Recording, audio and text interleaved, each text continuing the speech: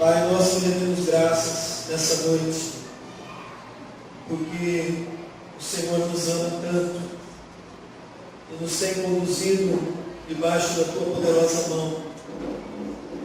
O Senhor ama tanto a tua igreja que deu o seu Filho único para que morresse por ela, para que trouxesse salvação. Te rendemos graças a Deus porque temos a tua palavra, podemos desfrutá-la. Pedimos nesse momento que o Teu Espírito Santo que habita em nós, abra o nosso coração, o nosso entendimento, para aquilo que o Senhor falará conosco através da Tua palavra. Usa-me, Senhor, segundo a Tua graça, o Teu favor, e me capacita a transmiti-la com fidelidade. Assim eu oro, Pai, em nome do Teu Filho e nosso Salvador Jesus Cristo. Amém. Abra sua Bíblia no Evangelho de Lucas, capítulo número 12, dos versículos 13 ao 21. Nesse ponto, um homem que estava no meio da multidão lhe falou: Mestre, ordena meu irmão que reparta comigo a herança. Mas Jesus lhe respondeu: Homem, quem me constituiu juiz ou partidor entre vós? Então lhes recomendou: Tende cuidado e guardai-vos de toda e qualquer avareza, porque a vida de um homem não consiste na abundância dos bens que ele possui. E ele lhes proferiu uma parábola, dizendo: O campo de um homem rico produziu com abundância. E arrazoava consigo mesmo, dizendo: O que farei, pois não tenho onde recolher os meus frutos? E disse: Farei isto: destruirei os meus celeiros e reconstruí-los maiores, e aí recolherei todo o meu produto e todos os meus bens. Então direi à minha alma: Tens em depósito muitos bens para muitos anos. Descansa, come, bebe e regala-te. Mas Deus lhe disse: Louco, esta noite te pedirão a tua alma, e o que tens preparado para quem será? Assim é o que entesoura para si mesmo e não é rico para com Deus. Amém? Há menos de um mês atrás, ou mais ou menos um mês atrás, nós fomos tomados de surpresa, toda a nação brasileira, com a morte trágica de um candidato à presidência da República, político Eduardo Campos. Em plena campanha, viajando pela nação, e tragicamente perdeu a vida num acidente, repentinamente. Não houve tempo sequer de despedir da família, não foi uma enfermidade, não foi algo pelo qual o ser humano pudesse se preparar, mas uma morte trágica, repentina. E era um homem de muitos bens, era um homem de muitos bens, uma família muito próspera financeiramente e tudo mais. E por que nós estamos trazendo esse comentário? Primeiramente porque nós não temos controle sobre a nossa vida. Nós não sabemos quanto tempo de vida o Senhor nos reservou. Nós sabemos sim, pelo Salmo 139, onde o Senhor afirma que todos os nossos dias foram contados, escritos, determinados, quando nenhum deles havia. Ou seja, nós vamos viver todos os dias que o Senhor determinou para que nós vivêssemos salvo, se nós não atentarmos contra a nossa própria vida. Se nós não atentarmos contra a nossa própria vida, viveremos o tempo que o Senhor tem preparado para cada um de nós. Mas vai chegar um dia que repentinamente, ou talvez não repentinamente, a gente não sabe como vai ser a nossa morte, em que nós teremos que nos apresentar diante do Senhor. E Jesus aqui estava no momento do seu ministério, mais uma vez pregando, e as pessoas estavam ali aglomeradas, ouvindo a pregação de Jesus. Ele tem um pouco antes uma palavra dura, falando em relação aos fariseus.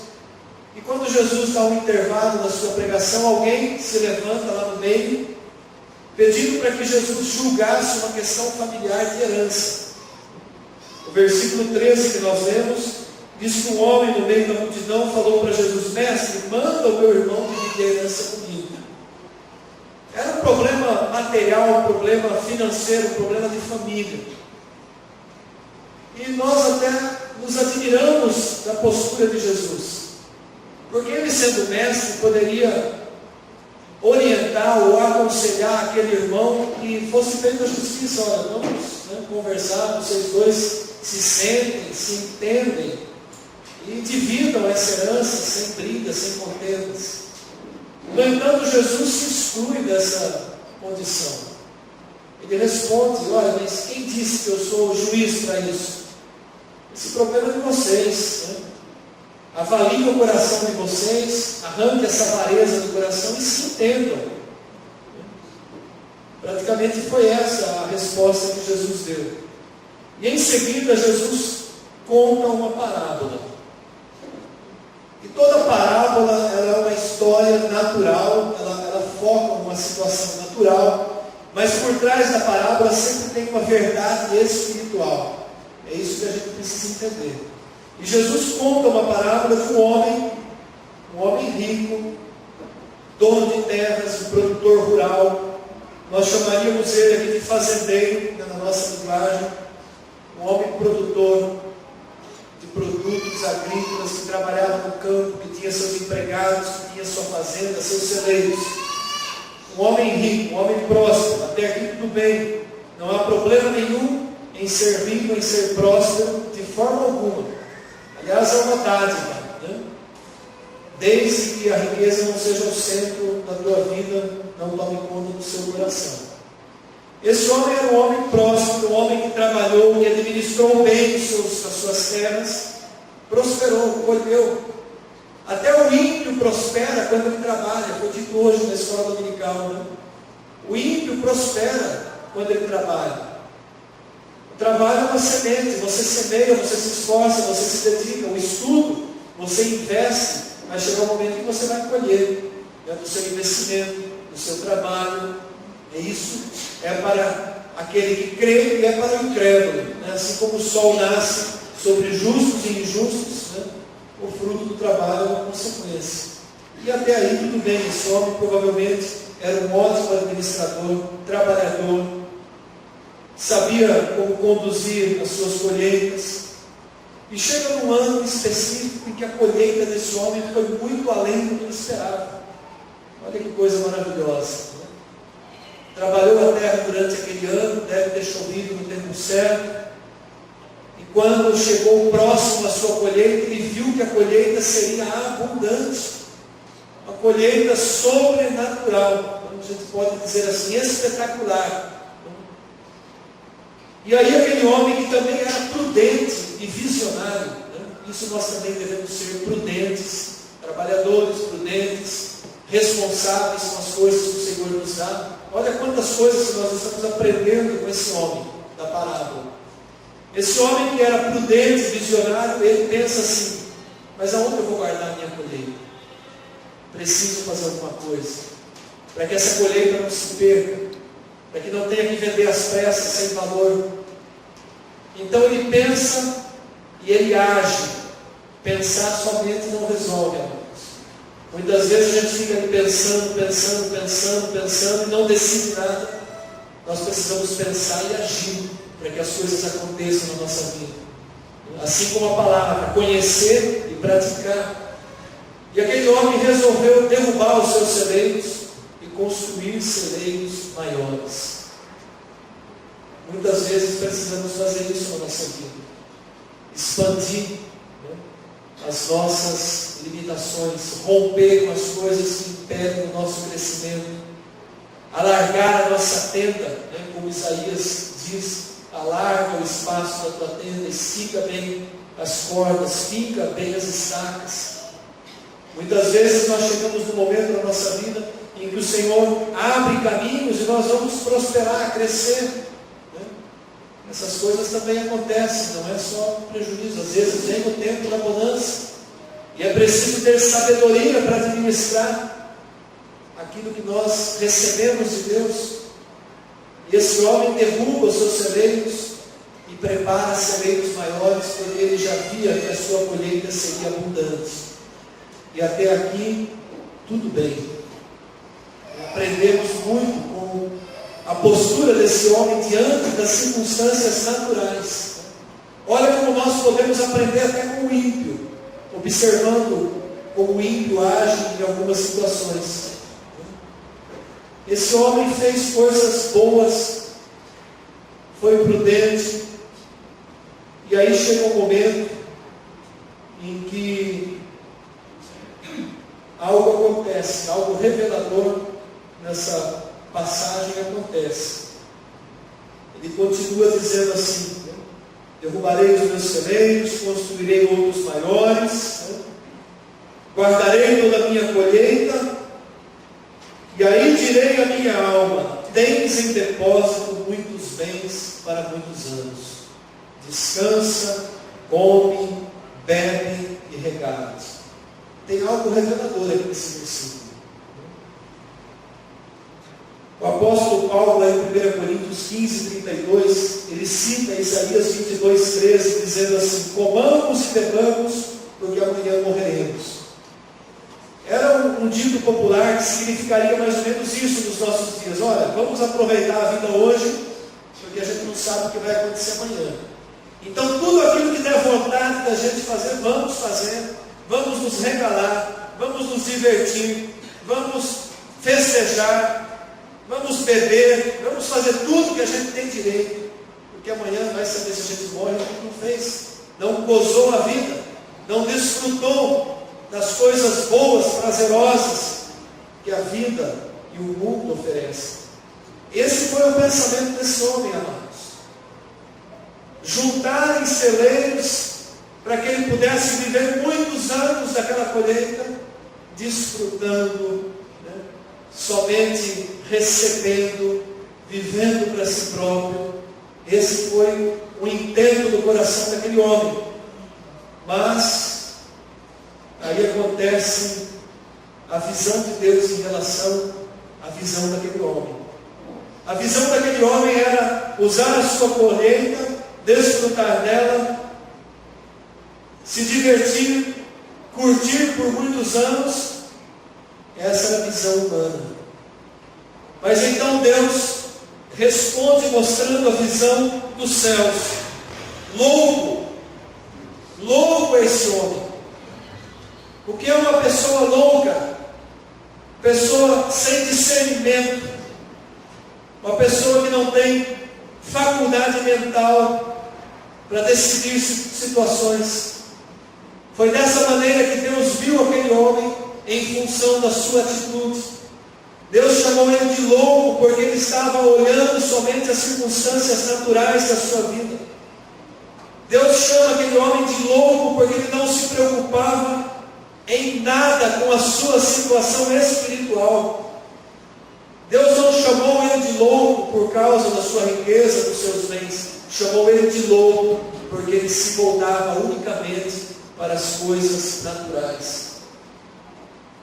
Louco, esta noite te pedirão a tua alma, e tudo isso que você fez vai ficar para quem? Se tiver filhos, herdeiros, os filhos vão desfrutar. E não é muito raro acontecer de filhos e netos consumirem tudo aquilo que os pais consumiram ao longo dos anos. É muito comum, principalmente em famílias muito abastadas, onde os filhos não precisaram pegar uma palha do chão, receberam tudo de mão beijada, não sabem dar valor, porque nunca precisaram suar a camisa para conquistar nada. E de repente aquela fortuna desce como a água desce pelo ralo. O Senhor Deus chama aquele homem de louco, porque era uma loucura imensa viver somente voltado para as coisas dessa vida. E esse é o centro da nossa mensagem. Viver somente voltado para as coisas dessa vida. Amados, a riqueza nunca foi do pecado. Homens de Deus foram extremamente prósperos nas suas vidas. Abraão, José no Egito, Isaac, Jacó, Esaú. Quantos foram prósperos, né? E não se corromperam por causa das riquezas? Nós poderíamos trazer também aqui a memória, por exemplo, quando Jesus se encontra com aquele jovem rico, e o jovem desejava saber o que era preciso fazer para herdar o reino dos céus. E o Senhor Jesus disse para ele: olha, filho, observa, você tem observado os mandamentos? Ele disse: sim, mestre, desde a minha mocidade eu observo os mandamentos. Era um menino religioso, observava os mandamentos, era um jovem bom. E aí Jesus põe o dedo na ferida dele, dizendo assim para ele: olha, então, vende os seus bens e me segue. Jesus não queria, não estava interessado na riqueza daquele moço, daquele homem, mas no coração dele. E Jesus sabia que o centro do coração daquele homem estava a riqueza, a avareza, dominava a vida dele. E nós vemos que ele não pôde entrar no reino dos céus por causa da sua avareza, por ter o seu coração preso nas riquezas, por servir ao Deus Mamon. E ele volta as costas e vai embora triste, porque ele não conseguia abrir mão de nenhum dos seus bens. E aí então Jesus pega uma corda, joga, prende ele pelo pescoço e puxa ele na força. Não, você vai entrar nos céus na força. Não foi isso que Jesus fez. Jesus chorou, entristeceu-se, mas não pôde fazer nada por aquele homem que tinha o seu coração preso à idolatria do dinheiro, da riqueza. Então o problema desse outro homem da parábola não era a sua riqueza. O problema dele é que ele não tinha nenhuma visão de vida espiritual. Ele não se preocupava o que iria acontecer com ele se ele morresse. Sequer ele se preocupava com a sua alma. E quantos nos dias de hoje têm vivido dessa maneira? Quantos cristãos têm perdido a visão da vida espiritual por causa das coisas naturais? Quantos têm se desviado do bom caminho, do caminho que o Senhor preparou para que andássemos nele, e têm deixado que os seus corações sejam presos pela riqueza, pelas coisas do mundo, caído como um peixe cai numa rede ou é preso num anzol? Cristãos que no passado viviam uma vida espiritual de qualidade, de intimidade, de excelência na presença de Deus, mas no decorrer dos anos foram pouco a pouco relaxando e descuidando da sua vida espiritual. O homem da parábola sequer se preocupava com a vida espiritual. E a palavra de Deus nos exorta em várias passagens para que nós sejamos vigilantes em relação à nossa condição espiritual. Para que nós, a cada dia, venhamos a desenvolver a nossa salvação. Esse é o termo que o apóstolo Paulo usa. Nós já somos salvos, sim, mas precisamos desenvolver com temor e tremor a nossa salvação. Isso está diretamente relacionado à reverência a Deus. E nós falamos naquela exortação do início do culto. Desenvolver a nossa vida, o nosso caminhar na presença de Deus com temor, com tremor. Olhar para as coisas que são lá do alto, onde Cristo vive. Porque as coisas naturais, elas passam, amados. A riqueza passa. Por mais que alguém consiga acumular na sua vida, não sabe o fim que vai ter. Salomão em Eclesiastes cita isso. E ele chama de vaidade das vaidades. Trabalhei de sol a sol, ajuntei, construí jardins, plantei vinhas. Quantas coisas Salomão fez? E ele diz em Eclesiastes, tudo isso foi vaidade.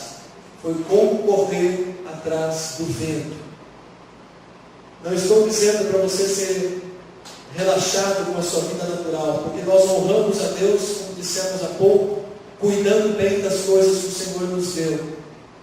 Mas não podemos em momento algum descuidar das questões espirituais, porque essas são eternas. As questões espirituais, elas são eternas. Então, amada igreja, que nós possamos olhar para essas circunstâncias e aprender a viver de uma maneira equilibrada, desfrutando sim daquilo que o Senhor nos tem dado, mas não perdendo em momento algum a visão das coisas espirituais, das coisas que têm um verdadeiro valor, onde a ferrugem não corrói, a traça não corrói, as coisas que são eternas. A igreja precisa retomar isso. Olhar para as coisas espirituais em primeiro lugar. Mateus 6,33. Buscai, pois, em primeiro lugar o seu reino e a sua justiça, as demais coisas não serão acrescentadas. Mas infelizmente hoje se busca em primeiro lugar todas as demais coisas que nos deem prazer, que nos satisfaçam, e se der tempo, a gente dá um jeitinho de cuidar da vida espiritual. Os valores estão invertidos. E a igreja precisa compreender que precisamos ajustar a nossa vida aos princípios que o Senhor estabeleceu. Não é Deus que vai ajustar os princípios à maneira como nós estamos vivendo. Nós precisamos ajustar a nossa vida aos princípios que o Senhor estabeleceu e que são revelados unicamente na sua palavra. Unicamente na palavra de Deus. Aí a importância de conhecermos a palavra de Deus. A gente estava falando de pessoas ricas, né? Há uns 15 dias atrás eu fiquei impactado com o testemunho do Emerson Fittipaldi. Não sei quantos viram esse vídeo no YouTube ou no Facebook, né? Mas a gente sabe que o Emerson Fittipaldi é um camarada próspero, rico, né? No tempo em que ele praticou o automobilismo, as corridas que disputou, o tempo que morou nos Estados Unidos. E, no entanto, eu me surpreendi com o testemunho pessoal dele, dizendo da transformação que Jesus fez no coração dele. E aí eu pensei, o Evangelho não é só para os pobres, o Evangelho é para o rico também. E a gente poderia traçar um paralelo, né? Todos precisam do Evangelho, ricos e pobres, não importa a condição social, a condição financeira, todos precisamos do Evangelho Salvador de Jesus Cristo. Eu pude ver naquele testemunho do Emerson algo tremendo, né? Alguém que é rico se posicionando e colocando em público para que as pessoas olhem o testemunho dele. Às vezes é tão difícil a gente conseguir pregar para alguém que é bem financeiramente falando, né? Porque a riqueza traz muita segurança. Uma conta bancária gorda traz segurança. Você não tem medo, de repente, aí, de cair no vermelho, de ficar fazendo contas, de se vai dar no fim do mês ou não. O dinheiro traz essa segurança, né, passageira, mas traz. E, no entanto, você vê alguém abastado, bem financeiramente, dizendo: não, Jesus é tudo na minha vida. Eu deixaria tudo por Jesus. Eu fico pensando nas outras pessoas que também são ricas, né, que viram aquele testemunho dele, dizendo: esse cara está pregando para mim. Quantas pessoas que ele pôde alcançar com o testemunho dele, que nós, no nosso dia a dia, não conseguimos, porque não temos acesso a elas. Eles estão num nível social aí muito mais alto, não se misturam. Então, amados, não é a riqueza que impede, né? É o coração que não se volta para Deus, para as coisas espirituais. porque o rico também pode ser alcançado independente da riqueza dele. E há muito pobre que não é alcançado por causa da dureza do seu coração, da mesma forma. Então, o ponto aqui é o valor que nós damos às coisas espirituais. E nós que somos conhecedores da palavra de Deus, estamos numa condição privilegiada, porque a palavra nos ensina, nos orienta, nos instrui a vivermos com sabedoria, tanto na abundância quanto na escassez. O apóstolo Paulo diz isso: aprendi a viver, tanto na abundância quanto na escassez. Eu sei viver quando a situação está boa e sei viver quando está apertada. Por quê? Porque ele dirigia a vida dele pelos princípios da palavra de Deus. Porque era um homem que tinha a visão das coisas espirituais. Mas quando os nossos olhos estão voltados só para as coisas desse mundo, aí é nítido, né? O cristão, quando está azedo, está ruim, né? Não conversa com ninguém, está bravo, né? Dá coisa até na sombra, ninguém sabe porquê, mas é porque às vezes está passando um aperto financeiro, não aprendeu a viver na escassez. Então, dispara para todo lado, como uma metralhadora, e até contra Deus. Precisamos aprender a viver bem na escassez, e precisamos viver bem na abundância. Dar glória a Deus em todas as circunstâncias. Então é isso que eu compartilho com a igreja nessa noite. Que nós possamos olhar para essa parábola simples, pequenina, que o Senhor Jesus relatou, e entender a verdade espiritual que está nessa parábola, que é o cuidado que nós temos que ter com a nossa vida espiritual. As pessoas hoje se preocupam tanto, né? Tanto com a aparência. Né? É uma egolatria, é um culto ao ego, culto à vaidade. Né? Dedicam tanto tempo, né? A exercícios, a academia, a esporte, a tantas outras coisas. Não estou dizendo que isso é ruim, não. Precisa cuidar do corpo, é bom fazer caminhada, mas as pessoas têm dado muito mais importância e tempo a essas coisas do que ao Senhor. E dentro das igrejas, a preocupação com tudo que é natural, material, tem tomado uma proporção absurda nos dias de hoje. E isso é uma estratégia do diabo para influenciar a população, para roubar o tempo que é de Deus, para afastar as pessoas da presença de Deus. Por todos os lados e de todas as formas e estratégias, o príncipe desse mundo, desse século, tem cegado o entendimento das pessoas para que elas não estejam presentes no mundo, para que elas não façam uma oração do lar, para que a família não se junte, não dê as mãos e não ore juntos, para que um casal não ore um pelo outro. Satanás tem disparado por todos os lados contra as famílias, prendendo alguns no esporte, outros no vício, outros na academia, outros na vaidade, prendendo as pessoas de todas as formas, unicamente com um propósito, para que elas não cuidem da vida espiritual, para que elas não cuidem do seu relacionamento com Deus. E aí nós cantamos, né? Estamos voltando à essência da adoração. Voltar à essência da adoração é a nossa vida voltada para o Senhor nosso Deus. É todas as coisas que nós fazemos sejam feitas de forma que glorifiquem a Deus. O nosso trabalho, as nossas coisas naturais sejam feitas de forma que glorifiquem a Deus. Quer comais, quer bebais, ou façais qualquer outra coisa, façais para a glória de Deus. O apóstolo Paulo deixa isso. Que nós possamos fazer da nossa vida um hino de louvor a Deus, voltando à essência da adoração, se rendendo e vivendo aquilo que nós temos aprendido da palavra de Deus. Amém? Louvado seja o Senhor Jesus Cristo. Vamos nos colocar em pé. Eu quero chamar o nosso ministério de música à frente. Que o nosso coração seja agora soldado por Ti. O Teu Espírito venha a nos trazer a consciência se nós temos dedicado mais tempo as coisas do mundo ou a nós mesmos do que a Ti, Senhor. Que o Teu Espírito nos convença do nosso pecado, se nós temos vivido egoisticamente, vivido para as nossas vontades, para os nossos prazeres, e negligenciado a Ti, ó Deus.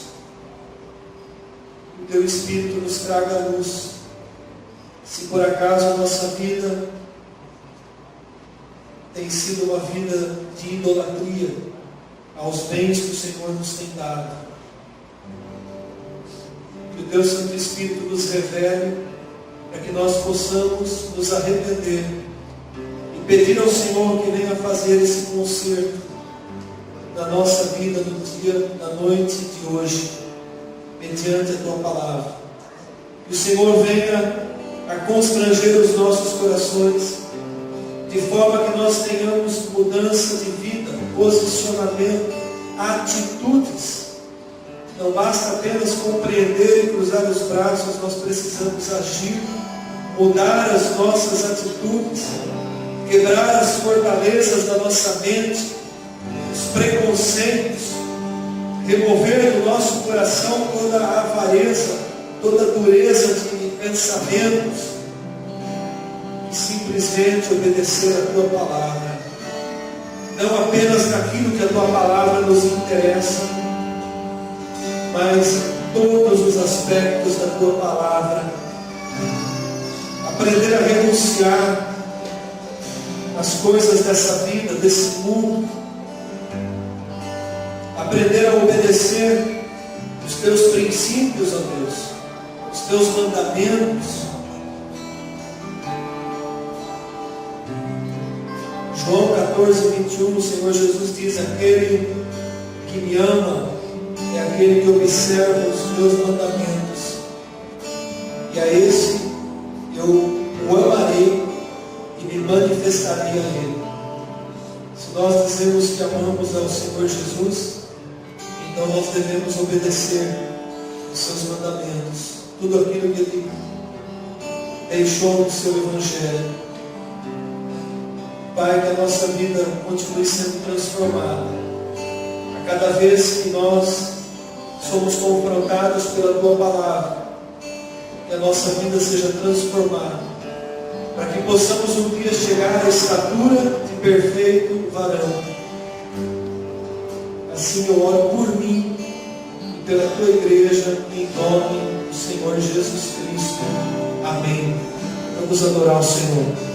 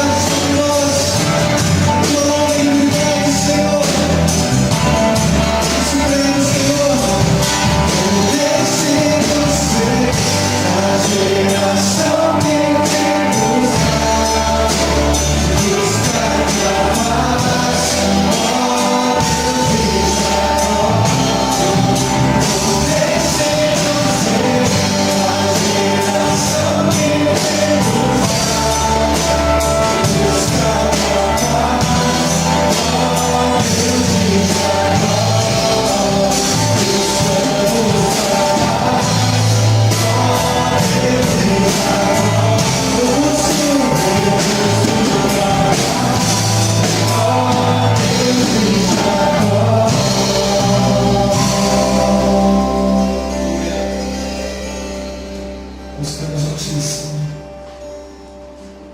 Vamos levantar as nossas mãos.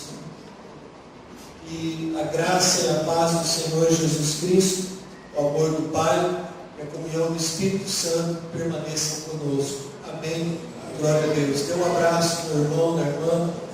Desejo uma semana de vitória, uma semana abençoada, em nome do Senhor Jesus Cristo.